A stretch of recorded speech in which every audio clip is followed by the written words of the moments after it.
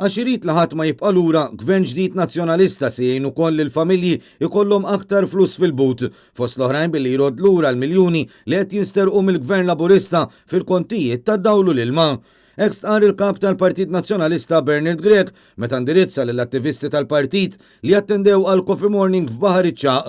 Bernard Grech qal li kull min qed jiltaqa' miegħu qed isemmilu kif il-pjaga tal-kontijiet tal-enerġija qed toħnoqhom għax mhux tħallihom jgħixu l-ħajja komda li jixtiequ.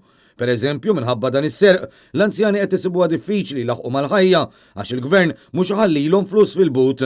Din id-diffikultà timxi jitfit mal-pjaga tal-għoli tal-ħajja li kull ma tmur qed tkompli tolli rasa.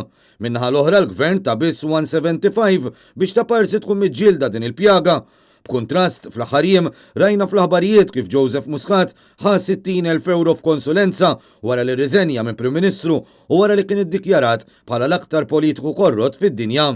Akkumpanjat mis-Segretarju Ġenerali tal-Partit Michael Piccinino, Bernard Grech ringrazzja lil dawk preżenti tal-kuraġġ li jagħmlu lilu u lill-kumplament tal-partit, mhux biss bil-preżenza tagħhom f'dawn l-attivitajiet, iżda fuq kollox meta jxerdu l-messaġġ favur il-bidla b'viżjoni li għandu bżonn pajjiżna.